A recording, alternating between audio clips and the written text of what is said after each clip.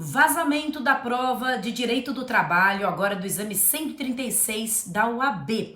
Vamos falar um pouquinho, fazer alguns esclarecimentos e aproveitar, claro, para fazer uma análise técnica, uma análise jurídica, uma análise penal dos fatos aí que podem ter ocorrido. Bom, primeira coisa, é importante esclarecer que nós não sabemos, eu tô aqui gravando esse vídeo na terça-feira, o exame foi no domingo, e ainda está sendo tudo apurado pelo Conselho Federal, que é de fato quem tem atribuição para aplicar o exame para fazer essa apuração. Então, primeiro de tudo, nós precisamos entender o que aconteceu, se houve vazamento, se não houve, de onde ele partiu, se foi um vazamento antes da prova, já se sabia ali a pé, se isso foi divulgado, ou se não, se foi durante a prova que foram enviadas fotografias de dentro da prova, num horário em que ainda não era permitido sair com a prova. Então tá tudo em apuração e de fato precisa mesmo apurar para até que o Conselho Federal delibere, decida qual que vai ser a consequência jurídica.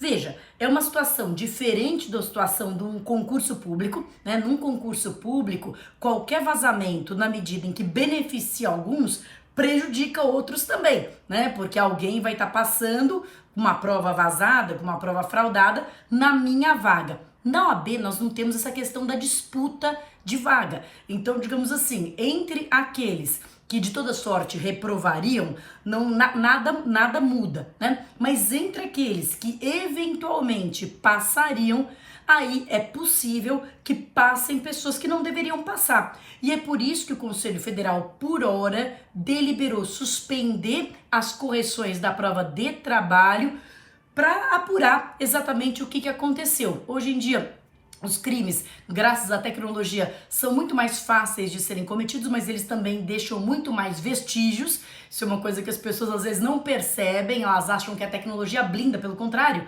a tecnologia deixa rastro em praticamente tudo.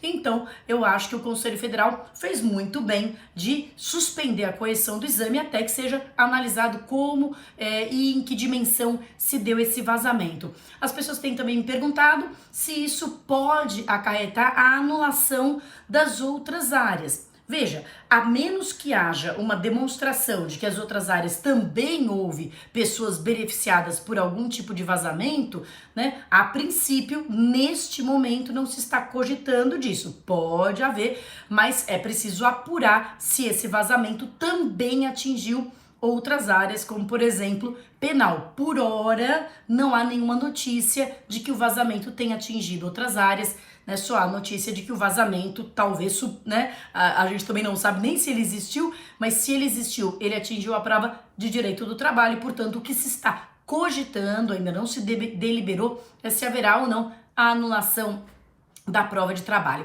Eu lastimo muito, eu lamento muito isso e lamento muito e repudio, quero deixar aqui a minha menção de repúdio veemente ao mau caratismo de alguns poucos candidatos que, para se darem bem, usando de expedientes ilícitos, estão prejudicando milhões de candidatos. Não é mesmo? Porque se não fosse a ganância desses poucos que querem passar por cima dos outros e passar por cima das regras e colar, não haveria prejuízo para os outros. Então lamento muito e entendo que, na medida do possível, a FGV deveria, e a OAB também, e a Polícia Federal também, deveriam empreender todos os esforços para identificar os responsáveis, seja o responsável candidato, seja eventualmente a participação de alguém, né, interno, mas por hora não há notícia disso também, mas identificar quem que realizou e se beneficiou com essa fraude, porque como eu disse, hoje a tecnologia deixa rastros, e punir criminalmente. E é disso o que eu quero falar agora. E aliás, aqui fazendo um pequeno parênteses, havendo uma punição por esse delito que eu aqui vou mencionar, que é o artigo 311-A, essa condenação criminal, se houver, pode inviabilizar que essa pessoa que foi condenada depois se inscreva na OAB, porque ela não terá, por óbvio, o requisito da idoneidade moral. Não é isso? Que advogado é esse? Que advogada é essa que quer passar na OAB cometendo uma fraude? Realmente essa pessoa não merece constar dos quadros da instituição por inidoriedade moral. Mas vamos então para a parte criminal. Existe algum fato típico? Aquela pessoa que, em primeiro lugar, divulgou a prova, né, vazou a prova, e aquela pessoa que eventualmente se beneficiou desse vazamento, se obviamente for possível identificar, né, tudo isso depois a gente vai passar lá para a matéria do Madeira, que é prova, como é que eu vou provar isso, mas se for possível provar quem vazou e quem se beneficiou. Existe fato típico? Existe sim, é o artigo 311A. O artigo 311A, ele tem um título que na verdade é um título inadequado, ele chama das fraudes em certames de interesse público, embora a OAB não seja um certame, quer ver, eu tô aqui com ele aberto, ele diz o seguinte: utilizar ou divulgar indevidamente com o fim de obter vantagem para si ou para outrem, ou de comprometer a credibilidade, que foi justamente olha o prejuízo que essa pessoa causou para a credibilidade do certame, né? O conteúdo, utilizar ou divulgar, utilizar aquele que se beneficia, ou divulgar aquele que vaza, tanto a pessoa, enfim, que faz parte eventualmente da banca examinadora, quanto qualquer um que estivesse na prova, por exemplo, mandando fotos.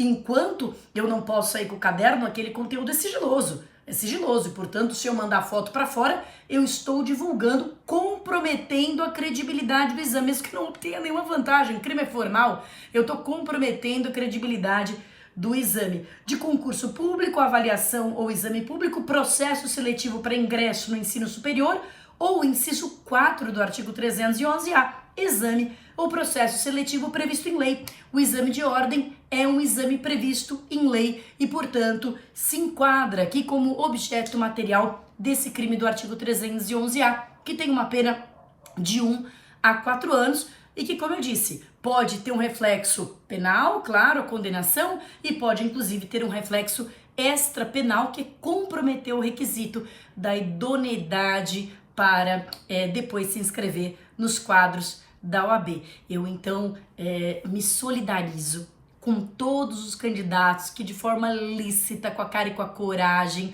foram lá sem fraude, sem cola, sem expediente nenhum, enfrentaram a prova para o bem ou para o mal. Me solidarizo com a angústia, mas não tem jeito, tem mesmo que haver essa apuração, porque dependendo do tipo de fraude, do local em que ocorreu, da proporção que ela assumiu, é que o Conselho Federal vai poder deliberar sobre qual é a mais justa consequência para punir aqueles que participaram dessa fraude e também para evitar de prejudicar aqueles que participaram de forma absolutamente honesta do certame. Vamos esperar aí, vamos aguardar, vamos respirar fundo. Eu sei que não é o que você queria, não é o que eu queria. Puxa vida, todo mundo se prepara tanto para esse momento, mas infelizmente, como eu disse, a falha de caráter de alguns acaba prejudicando a muitos. É um absurdo, mas é assim que é. Vamos esperar que tudo se resolva da melhor maneira possível. É isso aí.